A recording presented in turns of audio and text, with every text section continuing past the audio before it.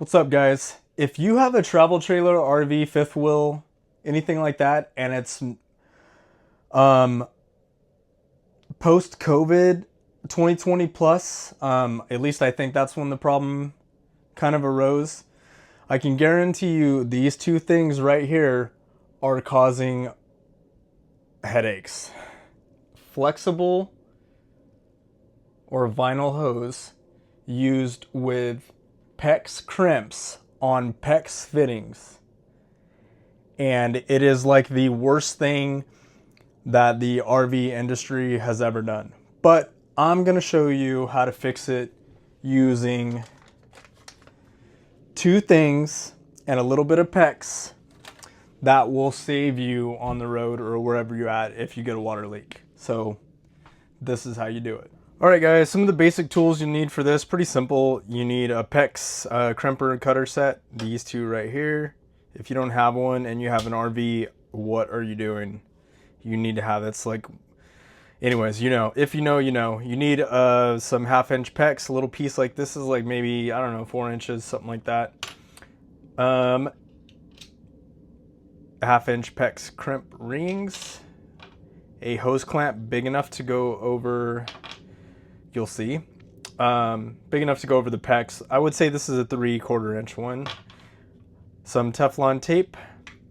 Also, the stars of the show, 1/2-inch by 1/2-inch NF or FNPT female adapter swivel, and then a 1/2-inch MIP barb right here. So basically, you need a barb that's a 1/2-inch and a PEX 1/2-inch. So basically, this goes to hose, this goes to PEX. So the PEX slips over this, hose slips over this. And in a second here, I'm going to show you the reason why this is so important and one of the biggest things that RV manufacturers drop the ball on, and they do not give two craps. These two things right here and some PEX will literally solve so many problems in your RV, and I'll show you why. But these are the tools that you'll need. So first things first, I like to pre-game this PEX setup that I have going on, and I'll just take some of my Teflon and put it around the 1/2-inch barb fitting.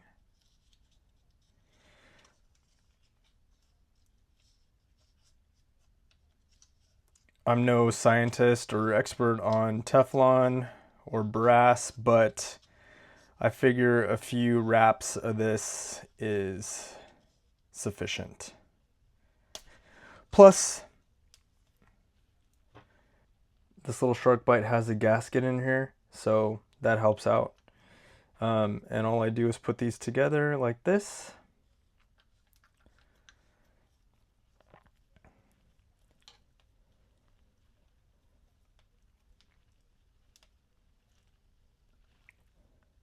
Just snug it up.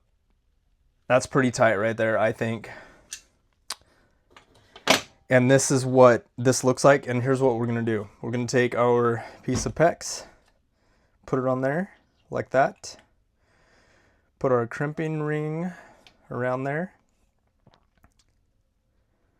You want about 1/8 of an inch off the end of the PEX, about like that. And that's where you crimp PEX at, because the rest of the barb is in here, watch.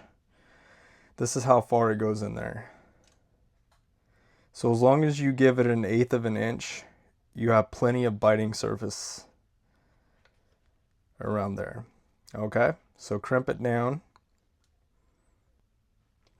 If you've never used one of these, you slide the PEX in there like that till it reaches the end. Then you can get it like that. And these go until they stop like that, and then they release. And then your PEX is crimped down the way it should be. So there's a reason why I set this up, because a lot of times there's no room to work in these trailers, you know. So this is why I kind of pre-game it like this. Makes things easier rather than building it under the cabinet. And on top of that, I can make sure I can get my crimp on there straight. It's snug, it's not going anywhere. I can make sure that this is tight, and all I have to do is cut the section of hose out that you'll see in a second here and slide it over, put the hose clamp onto the hose, and believe it or not, that creates a way better watertight seal than what the RV companies are doing. And the reason for that is this nipple or connection right here is barbed. As you can see, this is what hoses are meant to go on, not PEX fittings. And why RV companies do that, I have no clue. But that's the reason why all these brand new trailers are having water leaks left and right. Things are going, and it's just sad to watch that a lot of people are paying thousands of dollars for repairs like this.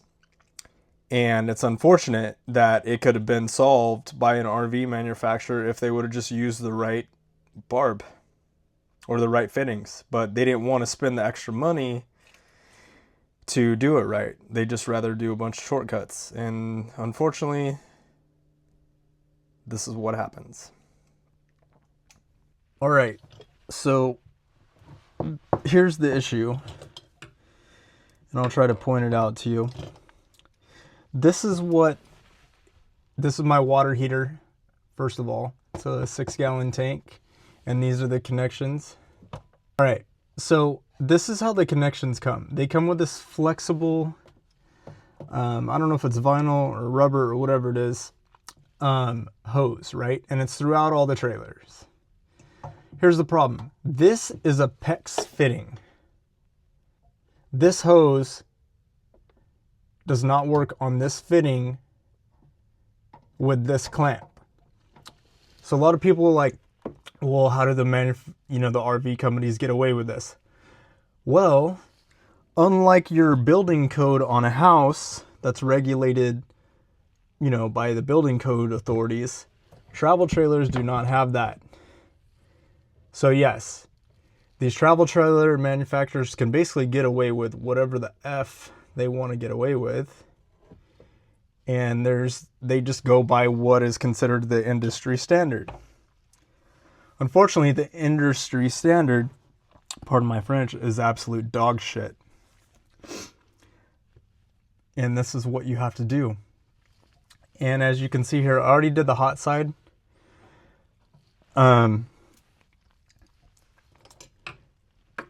Clamped. I made my little, we'll call it a jig, if you will, right? I made my little contraption. Basically took the hose off here, put it on the end of this barbed fitting right here, the barbed fitting, put the hose clamp, and then connected the PEX to a PEX. This is a PEX fitting, and I'll explain it to you in a second here once I get this cut off, why that's a PEX fitting.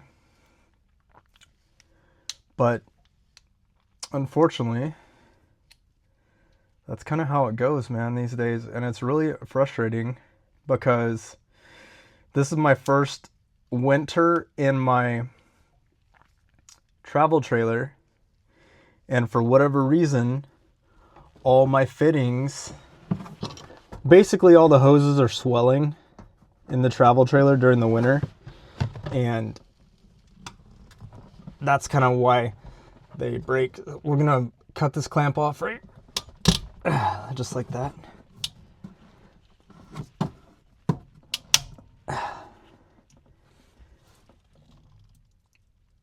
There you go. Once you see that clamp break, you can pretty much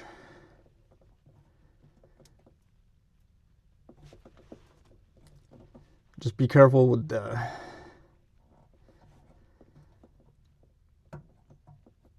these will cut you. They're pretty sharp once they get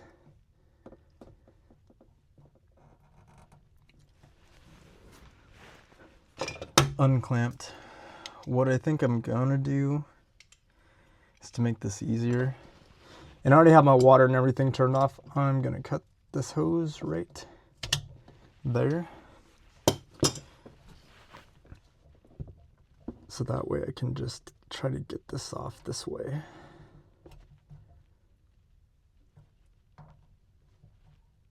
So these hoses, you can usually stretch them and they come right off. All right, so when you see a fitting like this that has the rings around it, this is a PEX fitting, right? It's not meant for tube, as you can see. But these manufacturers just clamp a tube around it, or a hose, and they pray for the best. And that's basically what they do. So I have my little fitting. I'm gonna cut my PEX down to the same size as my other one. So if you have a little bit of OCD, you can fulfill or make the OCD side of you happy if you'd like. So we're gonna put the thing that I made on here. See how tight that goes in there?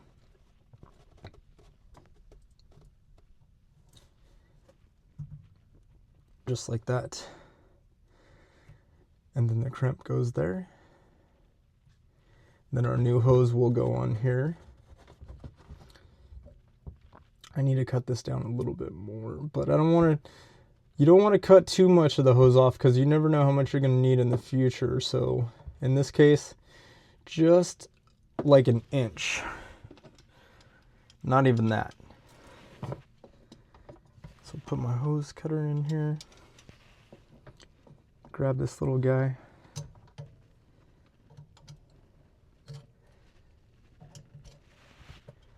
Maybe something like that, probably somewhere right there works.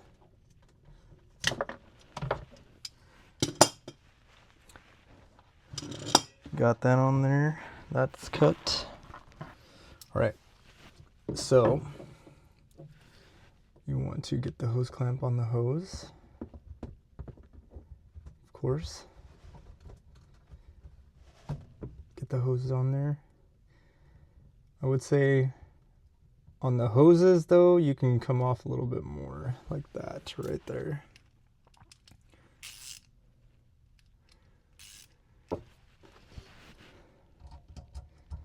You can use a screwdriver, but it's so much easier with the little 1/4 inch ratchet. But be careful, because a ratchet will definitely strip the threads.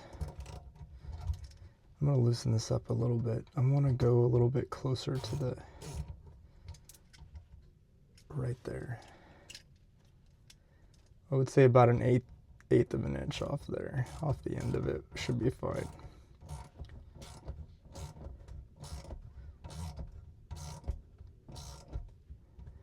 Always buy extra hose clamps because you will break them. Get it snug. You'll start to see it clamp around the hose pretty tight, and that's when you know you're Gucci, if you will.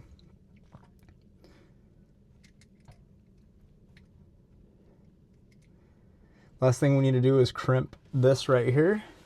Yeah, I think the hardest thing about trailer maintenance too is just like getting in specific areas. There you go. But once you get a crimp started, you're good to go. Then you can just tighten it all the way down. You want it to release. That's how you know you got it right. Boom. And we're good. Make sure it's straight. Make sure it's on there. Now all we have to do is turn the water on. And we're good. But you can see, so where this leaked was right here where the hose slipped on to this PEX crimp, and that's where the leaks are. And I'll show you a couple examples, but this is where we're at. We just got to turn the water on, and that's how you fix these leaks that you randomly get. All right, got the water back on, purging any air out of the system. Cold side, hot side. So those little spurts, if you don't know, that's air in your air lines and you want to get those out.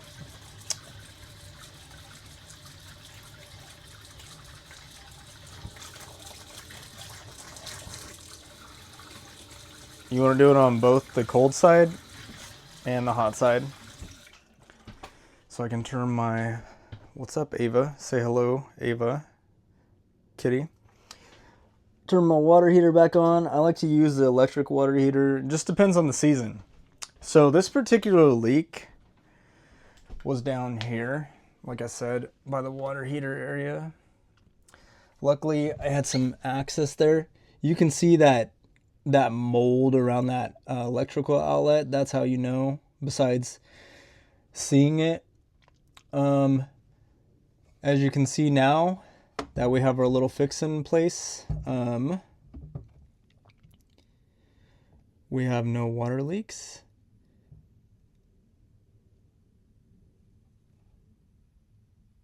So I'll leave my cover for this area off for a day or so and let it just kind of chill out. And make sure there's no leaks that start. The cover's right there, as you can see. So, yeah, this is the best solution I've found to fix this problem. And so far, so good. It has some benefits. Now, my water lines have quick connects, so if I ever need to change that water heater out, all I got to do is unscrew those, and my water heater will be able to be replaced easier. So there's a con there, or a pro there. Some of the cons are, anytime you have more connections, that's more possibilities for points of failure, but PEX is pretty good overall, as long as you keep rodents out. So yeah, there's that. So check it out. This is my water pump access, right? Look at this craziness that I had to do. So just like that water heater situation leak that I had, I had to come in here, and every place on these T lines where this type of hose was connected, I had to do that same fix that I had.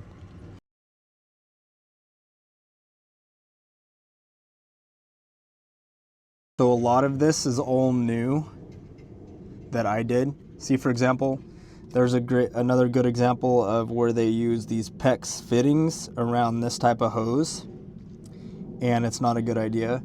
So sometime in the future, I'll probably develop a leak right here. These PEX fittings, like I said before, are only meant for PEX tubing and PEX crimps.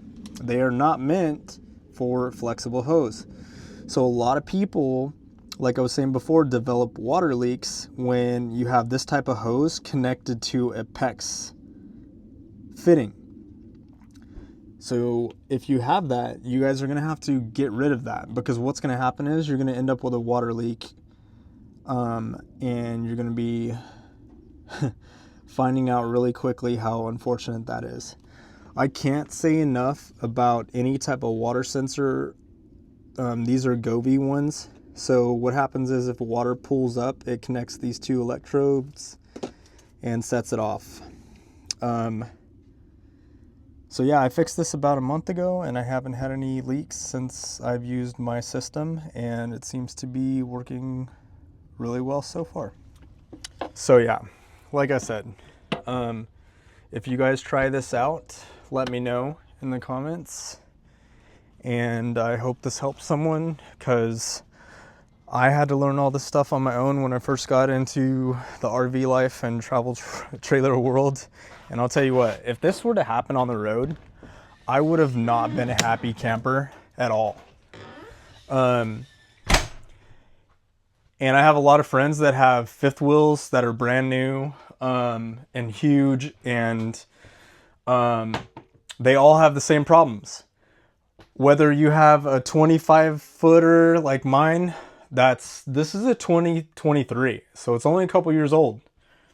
Same issues. Or you have Solitude, one of those big Raptor, $120,000 rigs. They're all built the same way. And that's what will piss you off. Is you spend all this money and the quality of work on them is absolute dog shit. I think you can cuss on here, but anyway, I'm going to anyways. So yeah, I hope this fix helps you guys. If not, and you still have problems, you may have to take it to a mechanic, but this is definitely something that you can DIY with just a few tools. So yeah, good luck out there. Happy RVing. If you like this, comment, share, follow. Thanks a lot. Peace out.